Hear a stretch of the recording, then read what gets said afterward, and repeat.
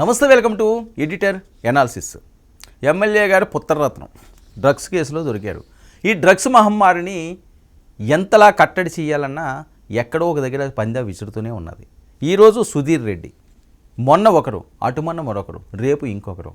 అసలు ఏం జరుగుతుంది? తెలుగు రాష్ట్రాల్లో ఈ మహమ్మారిని అరికట్టలేరా? నానక్రామ్గూడలో డ్రగ్స్ కలకలం. ఈగల్ టీమ్ ఆపరేషన్లో ఎమ్మెల్యే కొడుకు అరెస్ట్. జమ్మలమడుగు ఎమ్మెల్యే ఆదినారాయణ రెడ్డి కుమారుడు సుధీర్ రెడ్డి డ్రగ్స్ టెస్ట్లో పాజిటివ్ రిజల్ట్. నిఘా పెట్టి వెంటాడి పంజా విసిరిన ఈగల్ టీం. అడ్డంగా బుక్ అయిన పొలిటికల్ వారసుడు. డ్రగ్స్ కేసులో బిగ్ ట్విస్ట్. సుధీర్ రెడ్డిపై కేసు నమోదు. డి అడిక్షన్ సెంటర్కు తరలింపు. పోలీసుల ప్రత్యేక తనిఖీల్లో డ్రగ్స్ వ్యవహారం వెలుగులోకి. ఇక డ్రగ్స్ మత్తులో కనిపించిన సుధీర్ రెడ్డి డ్రగ్స్ టెస్ట్ చేయగా పాజిటివ్ రావడంతో అదుపులోకి తీసుకున్న పోలీసులు. నార్సింగ్ పోలీస్ స్టేషన్ పరిధిలో కొంతకాలంగా అనుమానాస్పద వ్యక్తుల సమాచారం నిఘా పెట్టారు. ఇక అనుమానితులను వెంటాడిన ఈగిల్ టీం. ఈ క్రమంలో సుధీర్ రెడ్డితో పాటుగా మరొక వ్యక్తి ప్రవర్తనపై అనుమానం. నిబంధనల ప్రకారం సుధీర్ రెడ్డి డి అడిక్షన్ సెంటర్కు తరలించిన పోలీసులు సుధీర్ రెడ్డికి డ్రగ్స్ అలవాటు ఉందా లేక ఇతర డ్రగ్స్ నెట్వర్క్స్తో సంబంధాలు ఉన్నాయా అనే కోణంలో పోలీసులు ముమ్మర దర్యాప్తు. హైదరాబాద్లో పెరుగుతున్న డ్రగ్స్ కల్చర్ను అరికట్టేందుకు ప్రత్యేక బృందాలతో నిరంతరం తనిఖీలు నిర్వహిస్తున్న పోలీసులు. అతి ముఖ్యమైన వ్యక్తులు, వీఐపీల కుటుంబ సభ్యులు ఇలాంటి కేసుల్లో పట్టుబడడం సమాజంలో చర్చనీయాంశంగా మారింది.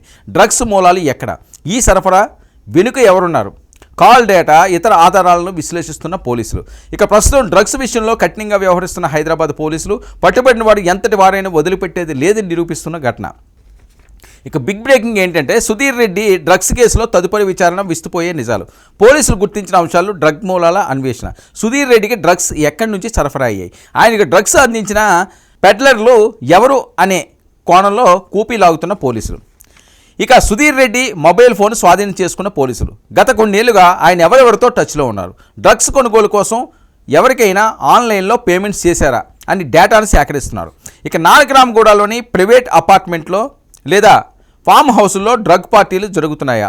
ఈ కేసులో మరికొంతమంది ప్రముఖులు వారసులు ఉన్నారా అనే అనుమానం విచారణ చేసిన తర్వాత తెలిసే అవకాశం ఉంటుంది. దాని మీద విచారణ కొనసాగిస్తున్నారు. ఇక సుధీర్ రెడ్డితో పాటుగా అదుపులో తీసుకున్న మరో వ్యక్తి ఎవరు? అతను కేవలం స్నేహితుడా లేక డ్రగ్స్ సప్లై చేసే మధ్యవర్తి అనే కోణంలో విచారణ జరుగుతుంది. ఇక రాజకీయ నేపథ్యం గురించి చూసుకుంటే సుధీర్ రెడ్డిది కడప జిల్లా జమ్మలమడుగు నియోజకవర్గం. తిరుగులేని రాజకీయ పట్టున్న ఆదినారాయణ రెడ్డి కుమారుడిగా సుధీర్ రెడ్డికి గుర్తింపు ఉంది. 2014లో టీడీపీలో మంత్రిగా కూడా పనిచేసిన ఆదినారాయణ రెడ్డి ప్రస్తుతం బీజేపీ ఎమ్మెల్యేగా ఉన్న ఆదినారాయణ రెడ్డి. ఇక సుధీర్ రెడ్డి వ్యక్తిగత వివరాలు వెల్లడించిన పోలీసులు. హైదరాబాద్లో సంపన్న వర్గాల్లో చురుగ్గా ఉంటూ వ్యాపార లావాదేవీలు చూసుకున్నట్లు సమాచారం. గతంలోనూ కొన్ని వివాదాల్లో వినిపించిన సుధీర్ రెడ్డి పేరు. కడప జిల్లాలో రాజకీయ ఘర్షణలు లేదా భూ వివాదాలకు సంబంధించి ఆయనపై కొన్ని ఆరోపణలు కూడా ఉన్నట్లుగా తెలుస్తుంది. అయితే డ్రగ్స్ కేసులో చిక్కడం మాత్రం ఇదే మొదటిసారి. సుధీర్ రెడ్డి ఎక్కువ సమయం హైదరాబాద్లోనే గడుపుతుంటారని, ఇక్కడ ఐటీ కారిడార్లో ప్రముఖ క్లబ్బుల్లో, పబ్బుల్లో ఆయనకు సంబంధాలు ఉన్నాయని ప్రాథమిక సమాచారం. ఇక వైద్య పరీక్షల తుది నివేదిక ఏంటంటే డ్రగ్స్ టెస్టుల్లో ప్రాథమికంగా పాజిటివ్ వచ్చినప్పటికీ ఆయన రక్త నమూనాలో ఫోరెన్సిక్స్ ల్యాబ్కు పంపి ఏ రకమైన డ్రగ్స్ తీసుకున్నారనే దానిపై స్పష్టం చేయనున్నారు. డి అడిక్షన్ సెంటర్లో ప్రస్తుతానికి ఆయన విచారణ కొనసాగుతుంది. ప్రస్తుతం ఆయన డి అడిక్షన్ సెంటర్లో ఉన్నందున ఆయన మానసిక స్థితిని బట్టి వాంగ్మూలం తీసుకున్న పోలీసులు. ఈ కేసులో ప్రధాన నిందితులుగా భావిస్తున్న డ్రగ్ సప్లయర్లు గోవా లేదా ఇతర రాష్ట్రాల నుంచి డ్రగ్స్ తెస్తున్నారా అనే కోణంలో రంగంలోకి దిగిన ప్రత్యేక పోలీసు బృందాలు. సుధీర్ రెడ్డి అరెస్టుకు సంబంధించి రాజకీయంగా అనేక విమర్శలు, ప్రతి విమర్శలు. తన పని తాను చేసుకుపోతుందని స్పష్టం చేస్తున్న హైదరాబాద్ పోలీసులు. చట్టం తన పని తాను చేసుకుపోతుంది అని చెప్పి హైదరాబాద్ పోలీసులు తమదైన స్టైల్లో ఒక భారీ పంచ్ డైలాగ్ని అందించారు. సో ఈ అంశం ఇలా ఉంటే అసలు ఈ సుధీర్ రెడ్డి అవనియండి, లేకపోతే కొంతమంది సినీ నటులు అవనియండి, వీళ్ళకి కోట్లాది రూపాయలు తాతలు తండ్రులు సంపాదించేస్తుంటే విచ్చలవిడిగా చెలరేగిపోయి, రెచ్చిపోయి, గతి తప్పి, శృతి మించి ఈ రకంగా డ్రగ్స్కు బానిసలు అవడమే కాకుండా చాలామంది జీవితాలు ఇందులో నలిగిపోతున్నాయి. ఇది ఒక్క సుధీర్ రెడ్డి కథ కాదు. ఎంతమంది సినీ నటులు మీద ఆరోపణలు వచ్చినాయండి? ఎంతమంది వెళ్ళారండి? అప్పట్లో చాలామంది ఉన్నారన్నారు. వాళ్ళందరూ ఏమైపోయారు?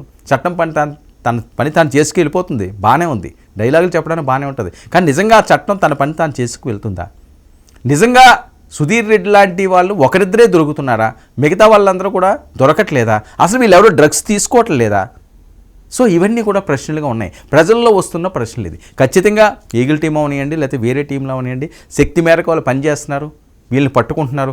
కానీ ఆ తర్వాత జరిగే పరిణామాలని వీళ్ళని ఎంతవరకు శిక్షలు పడుతున్నాయి, వీళ్ళని చూసి ఇంకొకరు భయపడే స్థితికి ఎందుకు దాన్ని తీసుకెళ్ళిపోతున్నారు అన్నది అందరిలో ఉన్న ప్రశ్న. మరి ఈ కేసు ఎటువైపు మలుపులు తిరుగుతుందో, దీని వెనకాతలో ఉన్న ఆ పాత్రధారులు, సూత్రధారులు ఎవరో, ఇంకా పెద్ద తలకాయలు ఏమన్నా ఉన్నాయా, సినీ ప్రముఖులు ఉన్నారా, రాజకీయ ప్రముఖులు ఉన్నారా, వాళ్ళే చెప్పాలి.